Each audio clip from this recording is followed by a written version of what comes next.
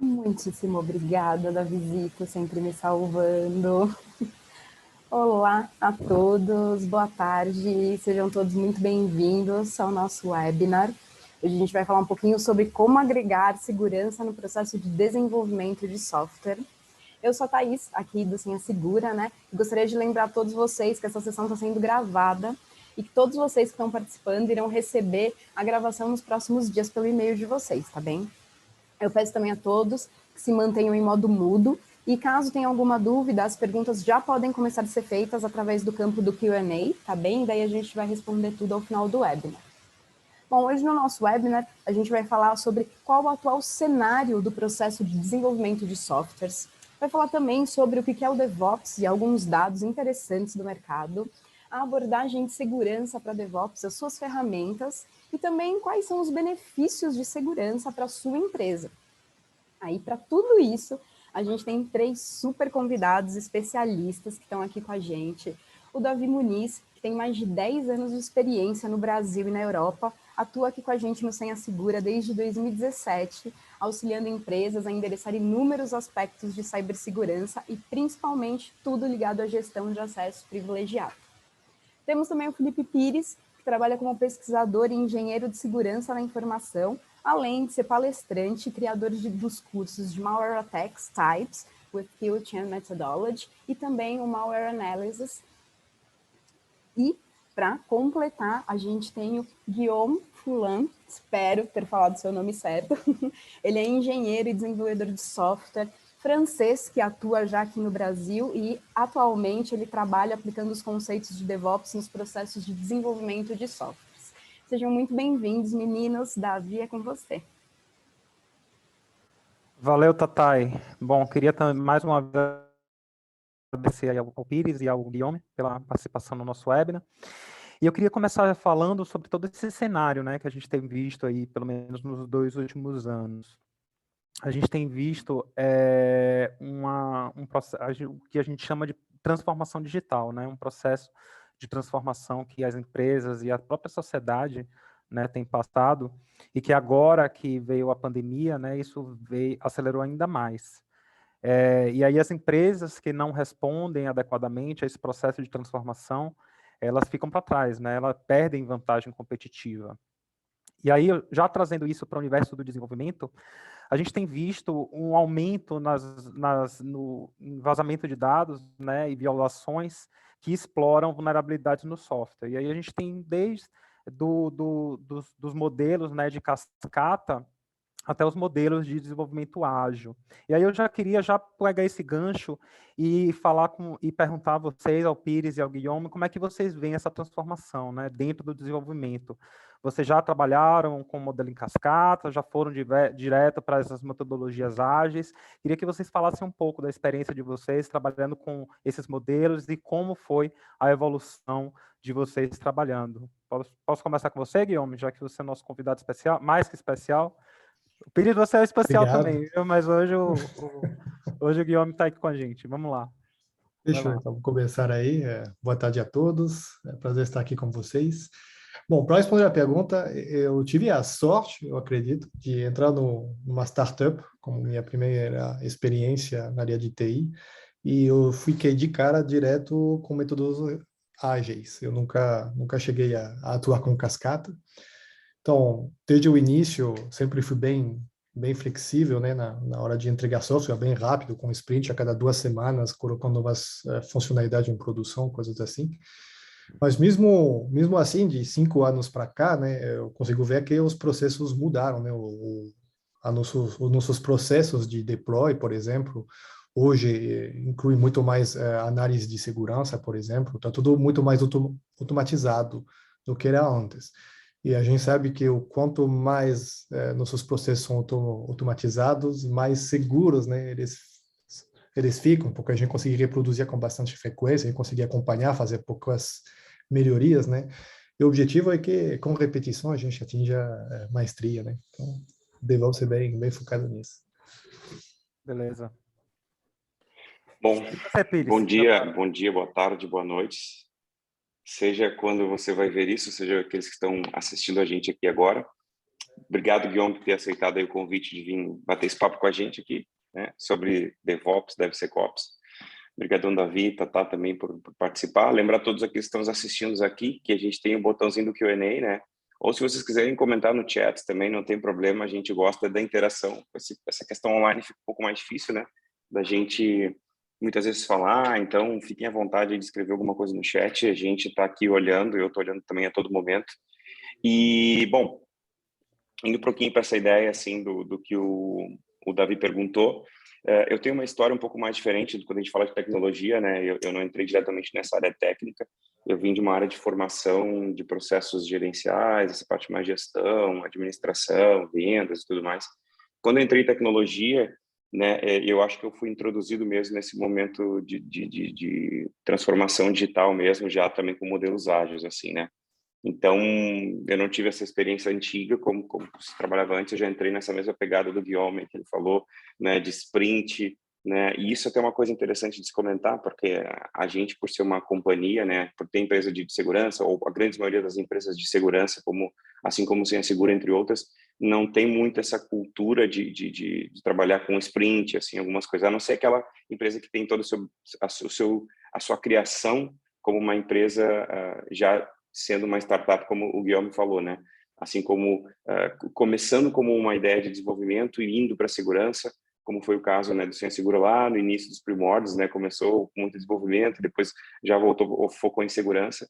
Então, as empresas em si de segurança, elas têm esse movimento hoje de olhar mais para essa questão de sprints, né? De ter as squads e assim por diante. Então, é legal de ver esse movimento, e hoje, quando as empresas são iniciadas, elas já trabalham muito dentro dessa linha de trabalhar com sprints, né, e simplesmente baseado em metodologia ágil, principalmente quando tem o processo de desenvolver um produto, né?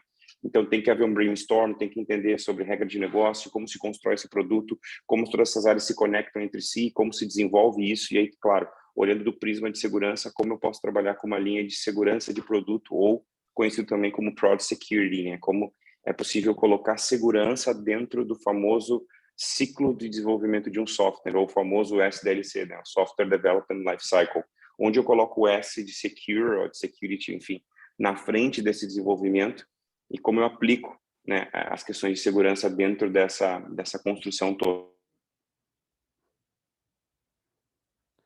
Beleza. Não sei se você que colocou no mudo, Felipe, não sei se você queria falar mais alguma coisa, mas beleza, obrigado.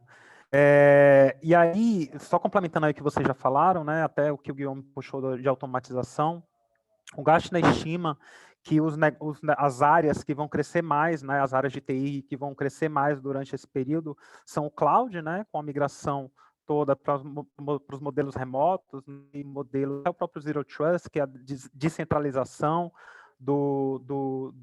da infraestrutura. Serviços de TI também é uma área que vai crescer muito, até a própria parte de desenvolvimento. E, finalmente, também para apoiar todo esse novo arsenal, aí a gente tem a parte de segurança. Então, são áreas que vão crescer muito, e que já estão crescendo muito, né? E aí, dentro desse processo de migração, as aplicações elas acabam sendo entregues nativamente, né, dentro do cenário de cloud, dentro do ambiente de cloud, e isso também possibilita uma maior escalabilidade, né, na complexidade e na entrega de aplicações. E aí eu já queria trazer, né, um questionamento que muita gente tem em relação à responsabilidade, né, dentro dos ambientes de cloud. A gente acha que porque a gente está migrando a nossa infraestrutura para esse ambiente na nuvem, que a gente não precisa mais se preocupar com segurança, né? E aí queria ouvir a opinião de vocês aí, como é que vocês veem esse paradigma, né? Quem é responsável pela segurança do ambiente? É a empresa, o cliente? É os provedores de cloud? O que é que vocês têm visto aí em relação a esse cuidado, né? Pode começar com você, Felipe Pires, por favor? Claro, com certeza. Eu gosto muito de falar, assim, é um tema que eu acho interessante, porque quando a gente fala de cloud, a gente tem que pensar nos principais Service Cloud Providers, né? Que a gente tem aí no mercado, como AWS, Azure, GCP, entre outras. E quando a gente vai entrar um pouco mais a fundo no principal, por exemplo, ou num dos principais, que é a AWS, existe um termo chamado Shared Responsibility, que é justamente como funciona toda essa parte de responsabilidade compartilhada. E aí eu gosto de comentar muito sobre algo que é um termo incorreto, talvez, né? E eu digo isso por experiência quando eu trabalhava como System Engineering, e eu visitava clientes, né? E a gente ia falar sobre segurança em cloud, e eu ouvi de muitas empresas, de muitos clientes falando, né? Que não, meu ambiente está todo ele em cloud, então eu tenho a segurança lá dentro. E existe e eu costumava tentar explicar para essas pessoas justamente que existe esse erro nessa explicação sobre segurança em cloud. Na verdade, o que a cloud te oferece é segurança por disponibilidade. Ou seja, é quando o teu dado está sendo transitado para um determinado espaço, né, aquele data center especificamente, e se eventualmente aquele serviço, né, ele fica indisponível, tu tem uma redundância daquilo. Então, é a segurança por disponibilidade, como tu configura os seus load balancers e as suas altas disponibilidades, as suas zonas, assim por diante. Claro que dentro dos providers ainda já existem features de segurança, né, justamente a parte de Identity Access Management, toda essa parte de gestão de acesso, entre outras features que tu pode habilitar, mas existe uma responsabilidade por parte do usuário, e aí quando digo usuário, eu digo das empresas, que é colocar a segurança por cima das suas aplicações e como vai ser feita a gestão desse acesso, né? Então, por exemplo, isso é uma coisa que eu tenho estudado muito, né, dentro das linhas de pesquisas que eu tenho trabalhado hoje, né?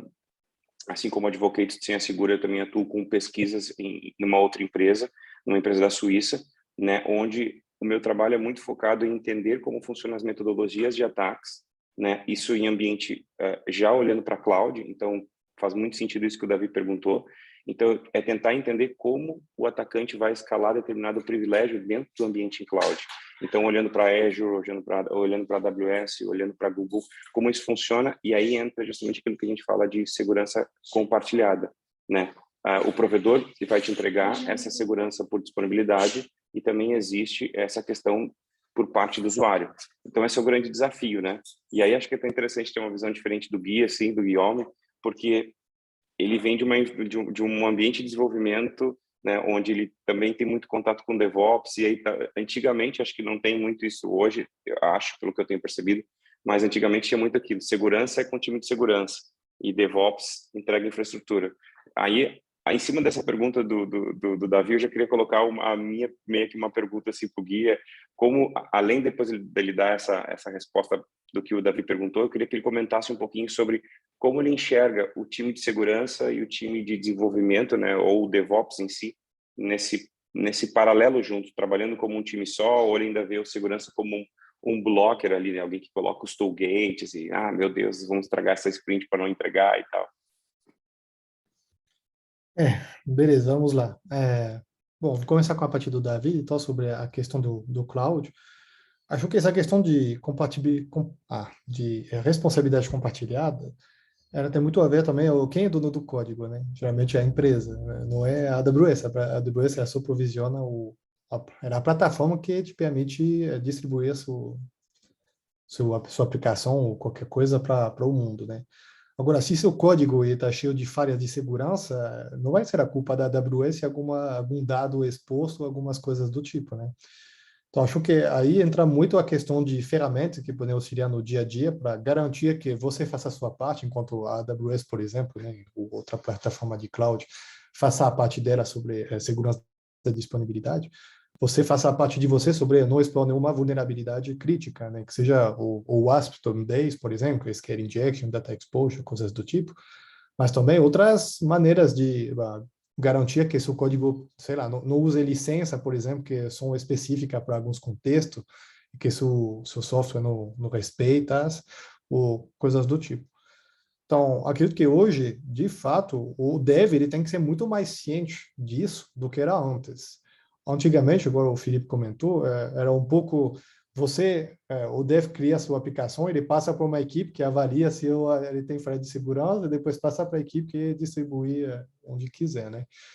Então, hoje em dia, acho que as responsabilidades dentro da empresa são muito mais compartilhadas, no sentido que a gente espera que o dev tenha, por exemplo, um plugin, uma ferramenta instalada na máquina para fazer uma análise estática do seu código. A gente espera que o dev seja ciente de todas as vulnerabilidades que existem, que seja ciente de LGPD, por exemplo, sei lá, um monte de coisas relacionadas à segurança, tanto do código quanto de dados. Então, hoje, se a gente pensa do ponto de vista de DevSecOps, acho que a gente fala muito de colaboração. DevOps, para mim, sempre foi uma palavra-chave, né, dentro da cultura DevOps, foi a questão de colaboração. E acho que tem empresas que têm vários graus de maturidade em relação a essa aplicação desse conceito de colaboração. Quando comecei a trabalhar na área de TI, de fato, a gente tinha a equipe segregada para cada parte, a equipe de desenvolvimento, time de infraestrutura, time de segurança. Hoje, pode até ser que tenha equipes, vamos dizer, segregadas, mas a gente sabe que todo mundo está bem ligado com o que está acontecendo. Então, a equipe onde eu trabalho hoje, é, por exemplo, bem pluridisciplinar. A gente tem pessoas de cada frente atuando com a gente. E, inclusive, a própria empresa aplicou pipelines de segurança em todos os projetos que a gente tem no Git. Então, hoje, toda vez que você for abrir uma pull request ou fazer um push para uma branch, vai rodar um pipeline que vai fazer a análise do seu código.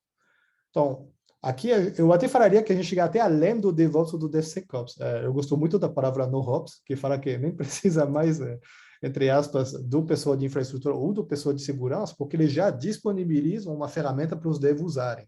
Eles nem precisam necessariamente fazer parte diretamente da equipe, mas eles fornecem para a equipe uma autonomia para poder fazer o trabalho deles através de ferramentas que a própria equipe de segurança desenvolveu. Boa, excelente. Agora eu queria entrar um pouco na parte de conceituação, né, do DevOps. Acho que dentro daí dos tópicos que a gente ia cobrir, aqui no nosso webinar, acho importante a gente definir, né, o que é o DevOps. Então, o movimento DevOps, ele começou lá em 2007, 2008, quando os times, né, de operação, de desenvolvimento, eles começaram a se preocupar, né, com esses modelos de desenvolvimento, né, quando os desenvolvedores, né, que trabalhavam no código, trabalhavam longe do time de operações, que faziam toda a parte do deploy e de apoio e de suporte aí ao código, né. E aí as atividades do software, né, incluindo aí construção, teste e lançamento do software, precisavam ser feitos de maneira rápida e confiável. E aí o DevOps, né, a junção da palavra da palavra do time de development, né, e o time de operations, e aí isso indica uma integração, né, daí a gente tem até aquela célebre figura, né, do infinito, né, e aí a gente tem desde a codificação até o teste, o release, o deploy, até o monitoramento desse processo de desenvolvimento. E aí, para poder a gente garantir, né, que as empresas tenham todas as vantagens, né, não só do cloud, mas também do DevOps, a gente precisa fazer exatamente isso que o Guillaume e o Felipe falaram, né, investir para poder garantir a segurança desse ambiente e aí implementar o que a gente chama de SEC, né, que é o DevSecOps, que é a gente introduzir o aspecto segurança para poder mitigar aí os riscos de negócio. Algumas, eu pelo menos aqui o próprio Felipe, né, falou da parte de secrets, né, que estão, por exemplo, embebidas em código, tem toda a parte de segurança de API, de código de terceiros, né, que está envolvido, e aí eu queria desenvolver um pouco mais isso com vocês, com o Guillaume e com o Felipe. E aí eu passo a bola para você, Guillaume. Queria que você falasse um pouco mais dessas vulnerabilidades, o que é que um atacante malicioso pode explorar dentro do ambiente da DevSecOps para poder realizar esses ataques, né? Eu falei esses três aí, lógico que você pode desenvolver isso e trazer e agregar mais outros fatores também que podem ser explorados. Uhum. Bom, eu não sou especialista em segurança também, né? Então não sei se eu vou ter tanta propriedade para falar sobre essas vulnerabilidades que existem, mas muitas vezes a gente vê, bom, eu já testemunhei através de até avaliação do nosso próprio time de segurança, fazendo teste nos nossos projetos para ver se o time estava atento a essas coisas ou não. A gente já viu que, por exemplo, o simples base 64 dentro de um script de instalação, se você não prestar atenção, a pessoa pode acessar a máquina de qualquer pessoa que instala seu software e começar a fazer o que ele quiser na sua máquina, né? Então, as coisas que são bem frequentes, já teve isso num código de um rapaz que é o mentor, que faz scale injection do nada, tipo, sua requisição na sua aplicação, por exemplo, ela só recebe um ID, e se a pessoa sabe que o ID é usado puramente dentro de uma query SQL, qualquer pessoa pode mandar um ID junto com uma outra query dentro da chamada, né, para conseguir acessar esse banco de dados, realizar o que ele quiser lá. Então, esses são, acredito, dentro das vulnerabilidades mais comuns. Agora, as outras, né, de data exposure, coisas do tipo, eu não... Eu sei que tem... Aqui eu falei do cross-scripting, eu acredito, e do scale injection, né? Tem a questão de acessar a autenticação de outras pessoas, de... o que tem ainda disso? Deixa eu ver a lista do top 10 aí. Broken Access Control, XML External Entities, Insecure Deserialization. Enfim, tem um conjunto de dados aqui que é bom saber que existe, mesmo se todo mundo não precisa saber em detalhe, né? Tudo o que isso envolve, acho que tem profissionais especializados nisso. E hoje, eu, por exemplo, como dev, eu não sei de todas as vulnerabilidades que existem, mas eu uso ferramentas para me ajudar a identificar elas. Se eu fico com alguma dúvida, eu entro com a equipe a gente tem uma equipe, por exemplo, na Zup chamada PPSec, a gente fala, beleza, a gente identificou tal vulnerabilidade, não tem solução por enquanto, a gente não sabe como resolver, quais são as recomendações. Aí o pessoal nos orienta para encontrar a melhor solução possível, né? Então, hoje, minha experiência a respeito disso é essa. Beleza. Pires, quer agregar alguma coisa? Eu acho que o que ele falou tem muito fundamento, né? Hoje eu tenho atuado assim em alguns projetos pensando em AppSec, como ele comentou, que na verdade é um acrônimo, né, que significa Application Security, para quem não sabe.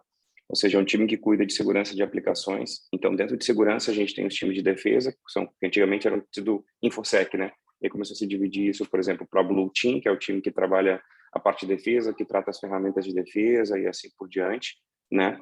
E tem a parte de segurança ofensiva, que pode ser chamada, tem algumas empresas que tratam como pentesters, outras que trabalham com o nome de Red Team. Conceitualmente, Red Team é quando tu monta uma equipe de segurança ofensiva, né, e trabalham estratégias de ataque simulando ataques reais, então, desde fazer um processo de engenharia social, de fazer uma exploração física, a fazer uma exploração web, né, realmente simular várias formas de ataque como se fosse realmente um ataque, né, utilizando ataque simulation, né, a simulação de ataque em si. Bom, dentro de AppSec, como a gente estava comentando, são aquele time que cuida, né, dessa parte de segurança, né, para aplicações, para segurança de APIs, e olha para dentro desse ambiente, esse mundo todo que trata o desenvolvimento de uma aplicação e assim por diante. E aí esse time é responsável por aplicar a cultura que a gente chama de DevSecOps, que é muito mais uma cultura do que, de fato, um profissional que atue nesse sentido. Claro que hoje em dia o mercado ainda o referencia muito como um profissional de DevSecOps, mas na prática isso é uma cultura que é implementada, que é justamente aquilo que o Guilherme estava falando. Ou seja, tem o desenvolvedor, né, na ponta, desenvolvendo e codando, né, escrevendo seus scripts e desenvolvendo as suas apps, tendo uma sprint e utilizando uma stack de ferramentas, né, uma stack de ferramentas que ele utiliza, né, ou para codar, por exemplo, pode usar uma IDE, um VS Code, por exemplo, para codar o seu código, e aí dentro daquele código ele pode usar ferramentas para fazer uma análise estática, como o Guilherme também comentou, e hoje, com a maturidade das companhias, já se pensa muito, e principalmente as empresas têm tentado trazer esse conhecimento de segurança para dentro do time de desenvolvimento. E aí ele comentou muito bem da OWASP Top 10, que inclusive foi atualizado no ano passado, 2001, saiu um draftzinho e depois foi publicado de fato com as 10 principais vulnerabilidades. Um ponto legal de adicionar é que são 10 vulnerabilidades principais, porém, cada uma dessas vulnerabilidades tem as suas sub-vulnerabilidades ou filhas, não são filhas, não, mas enfim, mas é que são linkadas a essas principais. Então, não é simplesmente um cross-site script, mas dentro de cross-site script tem uma série de cross-site scripting que é refletido, que é armazenado, que é escondido, ou seja, tem várias subtécnicas dessa principal. Então, claro, isso fica tudo a cuidado do time de segurança, mas o desenvolvedor é importante ele entender como as tools podem auxiliar ele e como ele pode aprender a desenvolver de uma melhor maneira, né? E, claro, trabalhando numa unidade com os times de desenvolvimento e de segurança. Por isso que implementar DevSecOps é muito mais uma cultura que se implementa para todo mundo, né, para toda a companhia, do que de fato um profissional que vai dizer, cara, tu pode fazer isso ou tu não pode fazer isso, né? Ainda tem, pode ser que ainda existam algumas empresas que tenham um pouco dessa cultura, mas as novas, pelo menos que eu tenho observado, que tenho visto, que tenho conversado ou que tenho trabalhado, já têm pensado muito mais nessa linha aí de implementar uma cultura de engenharia, desenvolvimento, trabalhando em parceria com segurança. Vocês falaram alguns pontos aqui, eu fiz até algumas anotações. Primeiro eu queria falar sobre essa explosão de credenciais, né? Então a gente tem secrets hoje espalhadas no ambiente, e aí a gente tem todo o movimento, né, de credenciais de usuário que foram evoluindo e que aumentou bastante o que a gente chama de contas de serviço, né, dentro do ambiente. A gente estima aí que haja até 40% mais credenciais do que antes do surgimento desses processos de desenvolvimento. E aí, os times, né, eles trabalham com uma série de aplicações, né, não só de construção, mas de teste, de deploy, de execução dessas aplicações dentro do ambiente, incluindo aí tanto de terceiros, né, quanto também de open source.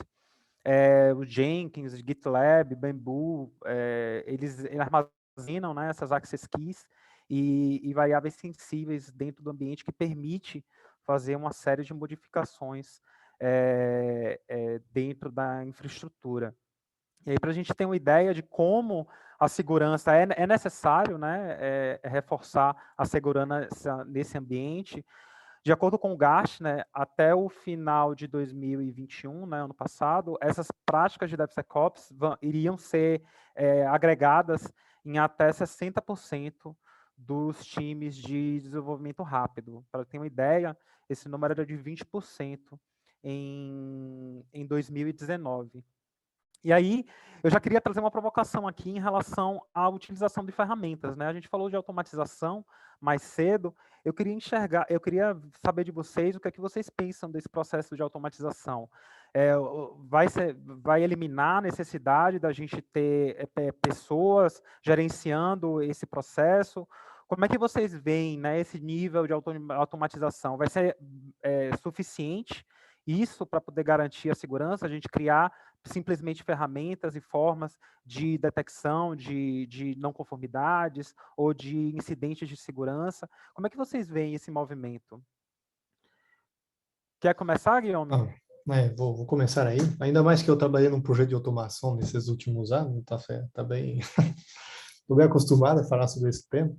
Eu gosto muito do conceito de automação porque é a questão de ganhar tempo, né? O dev hoje, ou qualquer pessoa que atua na área de TI, ele quer evitar fazer tarefas repetitivas.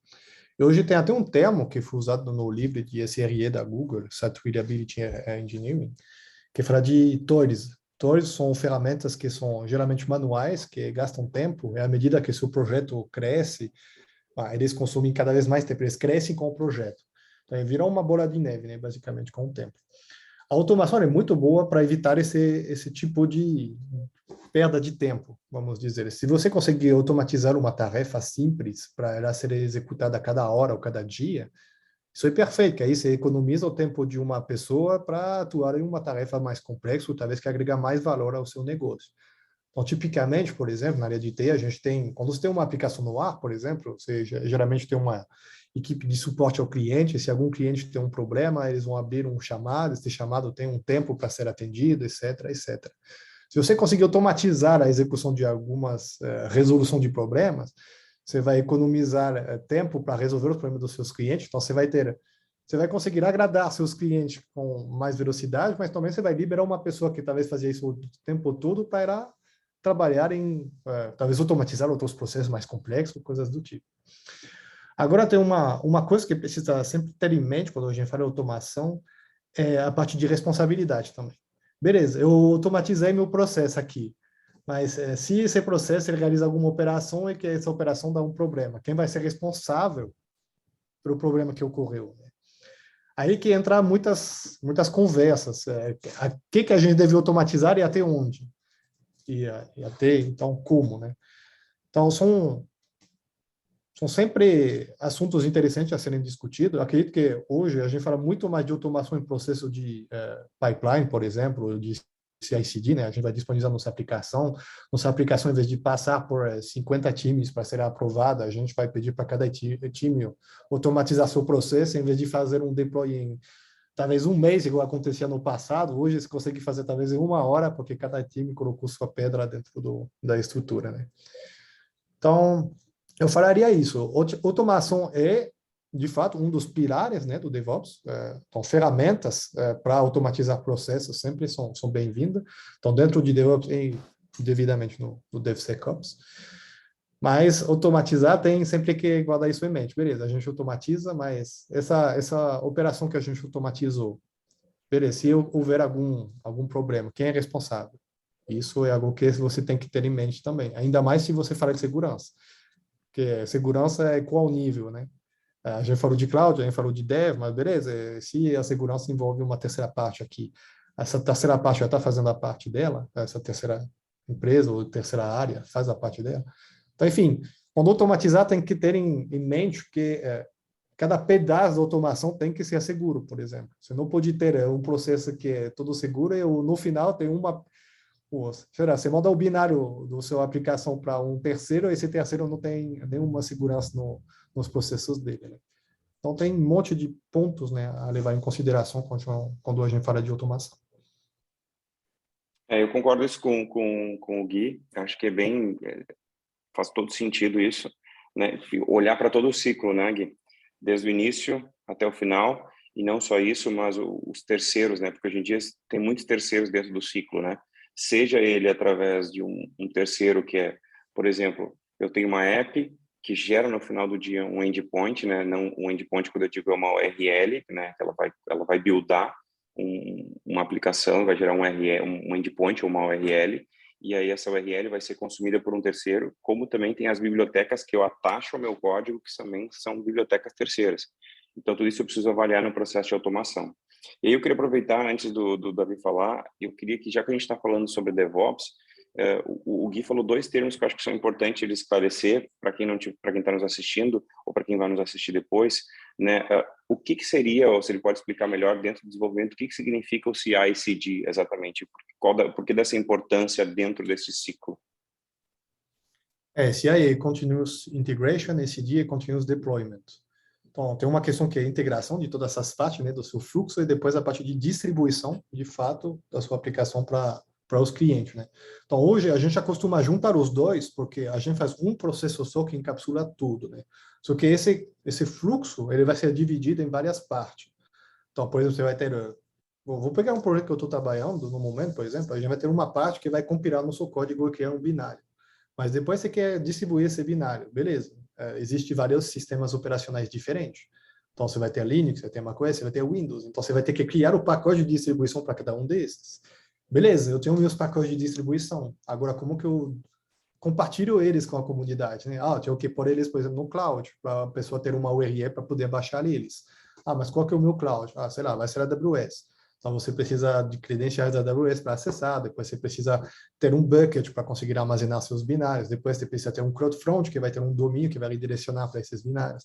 Enfim, é um conjunto de operação, né, que a gente tem que fazer. Acabou que a gente tinha 2 termos, falei 5 termos a mais, que talvez o pessoal não seja familiarizado, né? Mas o que eu quero dizer é que hoje o fluxo de CI/CD, de fato, ele encapsula muitas coisas, né? Não é apenas mais eu só crio o meu pacote ou coloco ele no ar. Inclusive, tem várias maneiras de distribuir, né? Eu falei de um pacote, mas quando você tem uma aplicação no ar, ao vivo, tipo, você não pode deixar ela fora do ar. Aí você tem que usar, por exemplo, 2 versões ao mesmo tempo no ar, e aos poucos você vai diminuir a quantidade de usuários que usam a versão antiga para usar a nova, que a gente fala de Canary ou de Blue-Green Deployment. Enfim, daria para fazer um webinar só para falar de CI/CD, né?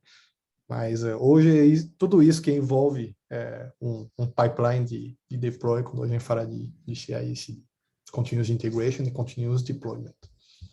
Legal. Isso que é interessante, porque quando a gente, do prisma de segurança, a gente está falando aqui para as pessoas que são de segurança e pessoas que talvez não sejam tanto do time de segurança, e eu acho que são pools diferentes, né? E muito de time de segurança ainda, né? E interessante porque aplicar conceito de segurança dentro de uma esteira ou aplicar conceito de segurança em qualquer área não é tão complexo. ou talvez seja complexo, mas talvez não seja tão difícil. Mas para saber onde colocar cada sensor, ou saber aonde tu vai proteger uma key, por exemplo, entender que parte do código eu tenho que setar uma variável de ambiente para que isso não vá em texto plano, por exemplo, para dentro do código e não fique tão facilmente ser exploitável por parte de um atacante, eu preciso entender esse fluxo que é importante. Então, essa é a grande chave disso. E até o Renato comentou aqui, que eu acho legal trazer para nosso bate-papo, que ele falou assim, que na empresa dele, eles estão com o seguinte cenário: o time de dev não conhece o CSP, né, ou o Content Security Policy, né, na qual é uma das recomendações por parte da OASP, que é uma organização que recomenda toda essa parte de segurança para aplicação web, né, onde ele e o time de cyber, né, de segurança, fazem call com o time explicando por que deve ser aplicada essa camada de segurança a nível de header da página, né, e eles estão ajustando um documento para ser divulgado com todos os devs da empresa sobre desenvolvimento seguro nas aplicações web. Renato, muito legal o teu comentário, por um ponto bem importante no final, além de todas as práticas que tu colocou ali, mas principalmente quando tu fala sobre um documento que vai ser divulgado com os times de desenvolvimento. Quando a gente fala de aplicação de AppSec ou implementação de cultura de DevSecOps, a primeira coisa que deve ser bem definido e que é bem complexo de definir são security requirements, né? São os requerimentos de segurança. E aí a própria OASP recomenda, saiu a versão agora 4.0 da OASP, onde ele recomenda o ASVS, né, que é o Application Security Standard, onde tem ali os vários requerimentos de como isso é aplicado, e tem a parte de mobile, né, Mobile Application Security Standard, que é justamente esses requerimentos para a parte de mobile, porque como o Guilherme falou, tem uma parte quando eu compilo, né, o binário, se eu vou compilar ele para macOS, se eu vou compilar para Linux, se eu vou compilar ele para Windows, então, para a parte mobile é a mesma coisa, se vai ser para macOS, se vai ser para Android, então tem as suas devidas particularidades, por isso que a OASP, ela divide isso, né, em aplicação e mobile, e inclusive, quando se implementa isso nas companhias, o que eu recomendo, por exemplo, né, é justamente que seja feito um entendimento junto aos times de desenvolvimento. Por quê? Porque cada time tem a sua stack, tem o seu bundle de ferramentas, o seu bando de tools ali para implementar. Então, por exemplo, algumas desses requerimentos que a OASP sugere é baseado, vamos supor que seja em bancos NoSQL, né? São bancos NoSQL. Então, se tu aplicar um requerimento de segurança para banco SQL, obviamente ele não vai se aplicar para bancos NoSQL, porque a técnica de ataque é diferente para cada banco, porque cada banco trabalha a sua maneira. Então, por isso que definir um documento de segurança, um requerimento de segurança é extremamente importante para que tenha uma aceitação do time de desenvolvimento. E ele falou da dificuldade. Então, quando vocês implementam um requerimento de segurança em comum acordo, em construção junta com o time de desenvolvimento, é muito mais assertivo. Então, uma sugestão que eu te dou é trabalhe esse documento em parceria com os tech leads, por exemplo, de desenvolvimento, solicitando a ajuda deles na análise desse requerimento de segurança, para ver o que faz sentido e o que é aplicável ou não em cima da app que está sendo desenvolvido. É complexo? Dá trabalho? Dá, mas no final do dia vai estar todo mundo correndo para o mesmo lado. Então, isso aqui é importante. Show. Eu queria explorar um pouquinho mais a questão dos secrets, né? Porque é um vetor de ataque que é importante, que os atacantes maliciosos podem explorar, né, para ter acesso ao ambiente. E essas secrets, elas estão espalhadas por todo o ambiente, né? Desde o CI/CD, né, como a gente já viu aqui o Guilherme e o Felipe falando, como toda a parte de configuração, a parte de infraestrutura. Todo esse ambiente, ele é repleto de secrets que permitem que acesso de qualquer pessoa que tem acesso a essas credenciais, né, ao ambiente. Além disso, eu queria adicionar, né, também, e falar um pouco mais de segurança de API, que também é um importante vetor de ataque, né, que pode ser utilizado. Então, como os próprios convidados aqui, o Guilherme falou, não adianta você ter um código seguro, por exemplo, se um código se uma API, a sua API de comunicação é insegura, ou até se você utiliza, né, código de terceiros para poder em sua infraestrutura. Então, tudo isso pode ser explorado aí pelos atacantes maliciosos. E a gente já viu que isso pode trazer uma série de consequências dentro do ambiente. E aí, já queria puxar o próximo gancho para algumas ações que a gente pode tomar para poder remediar e evitar essas brechas de segurança, né, essas violações de segurança. A primeira, acho que a gente já falou aqui, né, a parte de automatização, de automação, toda a parte de processos, de ferramentas de DevOps, elas podem ser automatizadas, né, para poder garantir que a segurança desse ambiente, aí a gente tem toda a parte de patching também, de vulnerabilidade, tudo isso, todos esses processos associados ao DevOps também trazem no ambiente. Tem a parte toda de risco, de erro humano, né? E que também ajuda a evitar esses erros e também evitar a indisponibilidade e que essas vulnerabilidades sejam exploradas. Eu queria já trazer com vocês outras formas que a gente pode utilizar dentro do ambiente, algumas boas práticas para poder a gente garantir a segurança no ambiente. Lógico que a gente tem também ferramentas, né? O próprio modelo DevSecOps também para a gente adotar. Queria explorar um pouco mais o que é que vocês acham de boas práticas, o que é que vocês têm de boas práticas de segurança para poder garantir aí a segurança, a proteção do ambiente. Pode começar você, Felipe, por favor? Eu já falei bastante, vou deixar o Gui começar. Vai lá então, Gui, fica à vontade. Beleza, vou lá. Quais são as melhores práticas de segurança aí no seu ambiente? Sua empresa? Primeiro, acho que vale muito a pena falar a respeito de segundo fator de autenticação. Acho que uma coisa que, desde que eu comecei na área de TI até hoje, que não faz décadas, né? Faz 5 anos, mais ou menos, um pouco mais, é uma coisa que evoluiu muito. Antigamente, cada um tinha seu login, sua senha, para ser acessado a qualquer coisa. Hoje em dia é muito frequente já ver muitas ferramentas usando o segundo fator de autenticação. E a gente vê que já é uma medida de segurança, né? Você vê que além de usar seu e-mail e sua senha, você tem que ter talvez seu celular com uma aplicação com sua conta cadastrada para passar uma sequência de 6 números para conseguir logar em algum lugar. Então, isso eu vi que, acho que é uma questão de segurança que é muito interessante. Inclusive, na empresa onde eu trabalho hoje, todo dia, quando você conecta a sua e-mail empresarial, você tem que usar, então, o login e senha e o segundo fator de autenticação. E baseado nisso, seu perfil dentro da empresa, ele tem acesso com algumas permissões específicas para algumas áreas ou não dentro da empresa. Pode ser até conta na nuvem. Você, a partir do seu login no seu e-mail empresarial, você vai conseguir acessar, sei lá, uma conta de sandbox, por exemplo, na nuvem, com permissões de admin, mas uma conta em produção com permissão apenas de leitura. Então, são ferramentas, acredito que vale a pena avaliar para também usar no dia a dia. Agora, em relação à pergunta em si, então, quais são as boas práticas? Bom, a gente já chegou a falar de algumas, que são usar ferramentas no dia a dia que podem te ajudar, então, a identificar vulnerabilidade ou falhas de segurança no seu código, por exemplo. Até pode ter temos uma outra ferramenta onde eu trabalho, que cada dev tem na sua máquina, que impede acessar algumas URL online, por exemplo, que elas são cadastradas como domínios perigosos. Então, talvez dentro de uma empresa que se preocupe um pouco com o que pode ter nas máquinas dos usuários, pode ser uma opção limitar acesso a alguns domínios que a gente conhece, por ser domínios onde frequentemente pode ter alguma coisa que aconteça por trás dos panos, né? Além disso, quando eu falar em código em si, então a gente falou muito da questão de cada camada ter suas responsabilidades em questão de segurança. Então, vou falar para os devs aqui, né? Mas o dev hoje, o que a gente espera dele?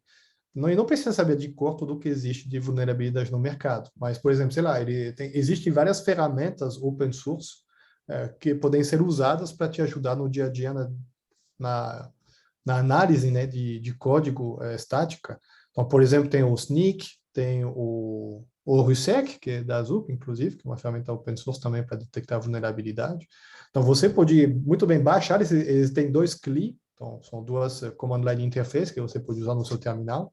Você entrar na pasta do seu código, você roda o comando, ele avalia todos os arquivos, tudo dentro do seu código para te dar um retorno sobre as vulnerabilidades.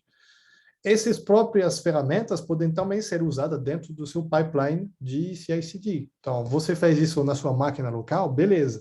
Quando você vai subir seu código no seu repositório Git, vai ter mais uma verificação disso, pode até gerar relatório, mandar para o seu time de Application Security, ou mandar para pessoas da equipe. Você pode garantir também a qualidade do seu código, né? Hoje existem muitas ferramentas que te permitem avaliar, então, quando melhora a qualidade, cobertura, mais cenários previsíveis são identificados, então você consegue garantir que todos os cenários esperados estão funcionando conforme combinado, e não de maneira, às vezes, um pouco mais flexível ou fora do padrão. Então, agora, acho que a questão de ter dois times, quando a empresa tem como fazer isso, né, que seja dentro da própria empresa ou contratando o terceiro, ter pessoas para avaliar o seu código, toda a sua infraestrutura de distribuição, tendo o Blue Team e Red Team, por exemplo, trabalhando em conjunto ou um contra o outro, depende, para tentar identificar falhas ou consertar elas. Então, vamos dizer, segurança nunca tem suficiente. Quanto mais tiver, melhor, mas a gente fará muito, né, que o preço da falha de segurança é o preço que se paga no dia a dia, mas, na verdade, é proporcionalmente contrário ao preço que você investe no dia a dia na sua segurança. Então, a gente já viu grandes players do mercado hoje, ou seja, serem presos durante dias, porque o site deles ficou fora do ar de acordo com uma vulnerabilidade que permitiu um hacker criptografar tudo o que eles tinham lá. Então, enfim, a gente tem até um caso de uma empresa brasileira que está sofrendo agora com isso, né?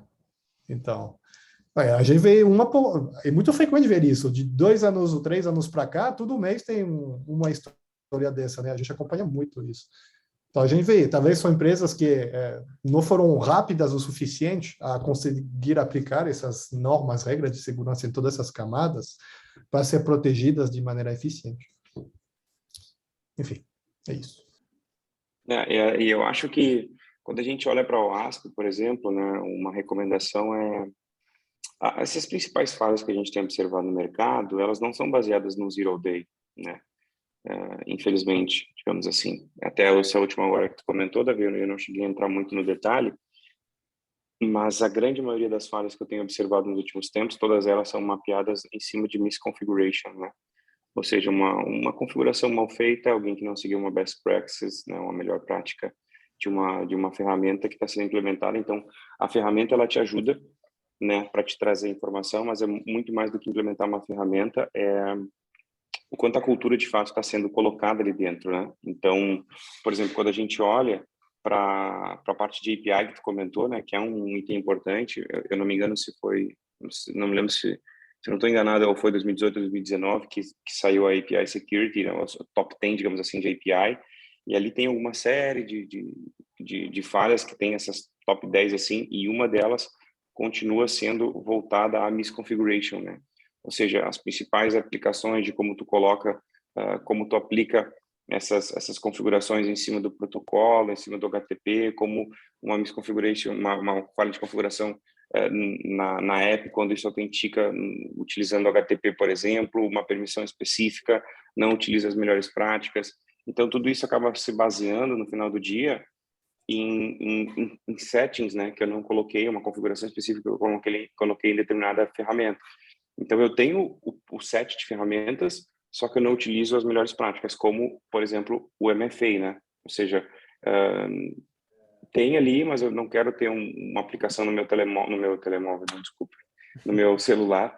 Eu estou morando em Portugal, para quem não sabe, tá? Então, eu acabei falando aqui que o termo que é. Então, tu coloca no teu celular esse duplo fator de autenticação, ou tu não quer colocar, porque tu não quer, enfim. E aí é justamente explorando esse misconfiguration, por exemplo, que o atacante consegue invadir o ambiente, explorar uma falha, e depois ele começa a fazer o processo de escalação de privilégios e assim por diante.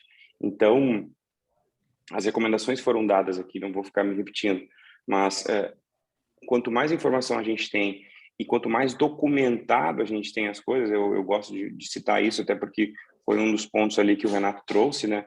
Se eu tiver uma documentação, fica fácil de eu levar essa mensagem adiante. Por quê?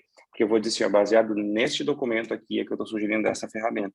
E aí tu vai para as determinadas aplicações daquela ferramenta e as melhores práticas para aumentar o nível de segurança. Eu costumo dizer que não adianta, e aí para quem só se preocupa, a gente estava falando de automatização, né? Pelo menos por enquanto, eu acho que a gente não consegue fazer 100% da automatização aí desses processos. E aí eu já queria trazer aí para quem acha que basta implementar a solução, que não é suficiente. Tá? A gente costuma dizer aqui que é inútil a gente investir no estado da arte em soluções de cibersegurança sem a gente trabalhar primeiro os processos, né, como as atividades são executadas dentro do ambiente, e principalmente a gente trabalhar nas pessoas.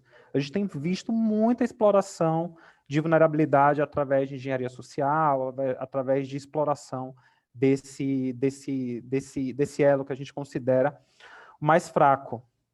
E aí, já comentando o que o Pires falou antes, né, de granularidade, de permissões de acesso, é uma tendência que a gente tem visto com credenciais de serviço, né, com contas de serviço.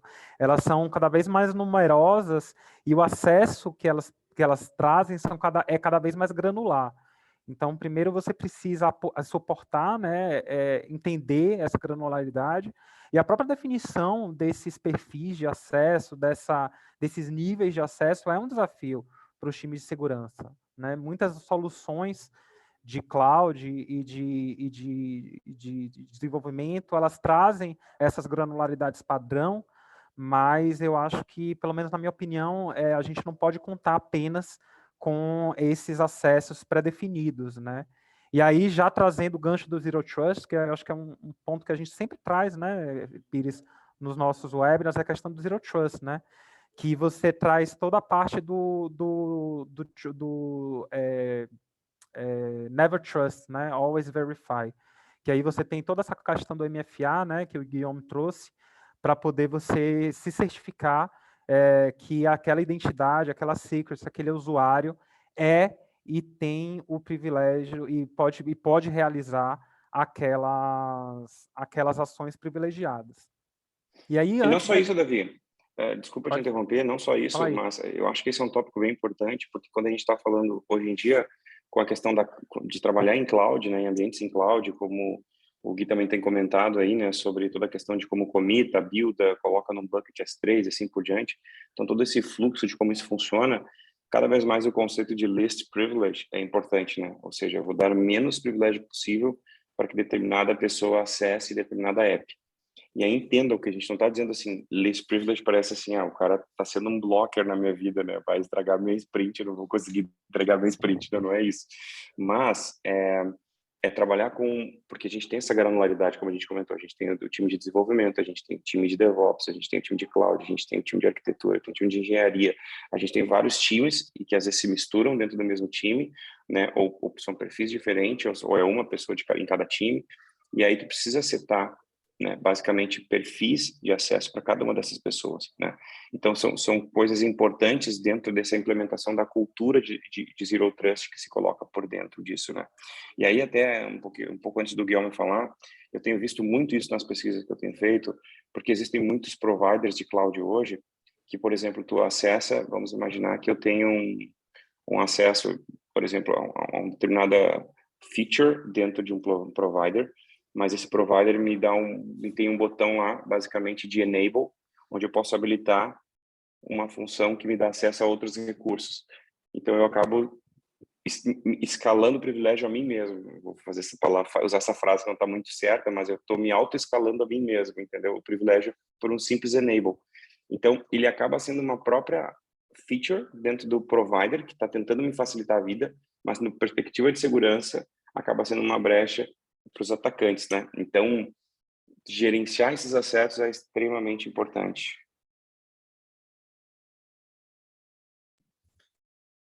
Como você falou, você me fez pensar numa coisa de boas práticas que a gente podia ter conversado mais cedo também, é que a gente vê hoje, talvez, dificuldade em colocar todo um ambiente seguro numa aplicação que já existe, né? Dá mais trabalho, de fato. É por isso também que, hoje em dia, é uma ótima prática já pensar em segurança na criação do projeto. Não é algo que tem que vir depois. Vamos dizer, eu vou colocar ele no ar agora que eu vou me preocupar com a segurança. É o que a gente chama de security by design, né? Isso. Já tem que vir, tipo, você começa a desenhar a estrutura, a arquitetura da sua aplicação, você já pensa como que a gente vai validar a segurança nesse nível. Porque quando você chega nisso no fim do segundo tempo, ou você vai fazer isso corrido e não vai ficar bom, ou você vai esquecer alguma coisa e vai dar BO. Então, quanto mais cedo, melhor. Boa. E aí, já para a gente começar aí a entrar nas conclusões, né, do nosso webinar, a gente falou de ferramentas, né? E aí eu já queria puxar um pouco aí a sardinha para o nosso lado e dizer que a gente tem uma solução completa aí para a gestão de secrets em ambiente DevOps, né? A gente tem o nosso DevOps Secrets Management, que ele permite que os times de segurança enderecem os aspectos, essas dores, né, em relação ao processo DevSecOps, para poder implementar, né, o DevSecOps. Então, primeiro, a gente consegue descobrir essas secrets. Eu acho que isso é um desafio, né, que a gente tem dentro do ambiente, a gente ter visibilidade de todas as secrets que estão armazenadas em nosso ambiente, ainda mais considerando que a gente tem uma explosão de credenciais. Então, para a gente identificar também o nível de privilégio de cada uma dessas, é um desafio e, com certeza, a gente vai usar automação para poder realizar esse discovery. E aí, dentro até do movimento Zero Trust, a gente tem toda a parte de controle e monitoramento, né, dessas ações. O próprio Gartner fala que é humanamente impossível você gerenciar os acessos de risco, de acesso privilegiado, sem ferramentas específicas, né? Então, você tem aí muitas credenciais, muitas secrets, realizando uma série de ações dentro do ambiente. E aí isso evita e aí reduz o vetor de ataque, né? A utilização desse vetor de ataque para poder realizar ataques com escalação de privilégio e aí sendo explorado dentro do código. Eu queria, então, já ir em direção ao final do webinar, eu queria dar aí a palavra para vocês finalizarem e darem aí as últimas observações para poder a gente finalizar a sessão. Vou começar com você, Guilherme. Beleza? Bom, se fosse resumir tudo o que a gente falou em poucas palavras, né, minha recomendação sobre DevSecOps seria: primeiro, tenha paciência, porque não é algo que você vai conseguir do dia para o outro, é alguma coisa que demanda tempo, vai provavelmente errar no caminho e faz parte do aprendizado. Então, tenta se informar, tome seu tempo e tenta construir o fluxo que seja mais, vamos dizer, eficiente de acordo com o seu contexto, né? Que não é porque funcionou para uma empresa que vai funcionar para todas. Então, às vezes, sempre tem que ter algo um pouco mais customizável e personalizado de acordo com o seu contexto. E, enfim, tentei aplicar todas essas recomendações e boas práticas de segurança desde o início, em todas essas camadas da criação e de distribuição do seu software, da sua aplicação, que se hoje não é um problema, vamos dizer, no projeto, na empresa onde vocês atuam, se o projeto crescer ou a empresa crescer, mais cedo ou mais tarde vai se tornar algo mais importante. Então, guardem isso em mente. Obrigado pelo convite. Legal. Bom, é isso aí. Acho que o segredo é que as coisas levam tempo mesmo, como o Guilherme falou. Aplicar a cultura de DevSecOps nas empresas é um desafio e o que eu tenho percebido é as empresas que têm trabalhado em parceria, segurança com engenharia, com desenvolvimento, têm obtido um sucesso. Então, converse aí na tua empresa de vocês, façam essa parceria, né? Desenhem isso junto, que vocês vão conseguir seguir em frente aí. Obrigado a todos que acompanharam a gente aí de novo no bate-papo. Valeu, Pires. Tatá, vou entregar aí a palavra para você e você pode finalizar a sessão. Obrigado ao Felipe, obrigado ao Guilherme, obrigado a todo mundo que participou dessa sessão. Se precisarem, quem tiver interesse em conhecer a ferramenta do Senha Segura para DevSecOps, a nossa ferramenta ela é best in class. O Gartner considera ela como entre as melhores soluções de gestão de DevSecOps, tanto no quadrante mágico do Gartner quanto no Critical Capabilities. E aí o nosso time técnico está disponível para fazer demonstração e mostrar para vocês como é que a ferramenta funciona. Passo para você, Tatá. Obrigada, Davi. Bom, mais uma vez eu gostaria de agradecer a todos vocês por terem ficado com a gente, por terem participado. E eu queria aproveitar o gancho e falar, como eu coloquei aí no chat para vocês, né? Agora o mês de março é o mês de prevenção à fraude. E a Senha Segura está com uma campanha super bacana. A gente está disponibilizando a nossa página de conteúdos ricos. Pelo aquele link que eu mandei, vocês têm acesso a um cadastro, onde vocês vão concorrer a um gift card de $100 e vocês vão ter acesso a todo o nosso conteúdo rico. Então aproveitem, façam uma imersão lá, porque está muito bacana, vale muito a pena, viu? Mais uma vez aos nossos convidados, muitíssimo obrigada. Nós nos vemos no próximo webinar, pessoal. Até lá! Tchau, tchau.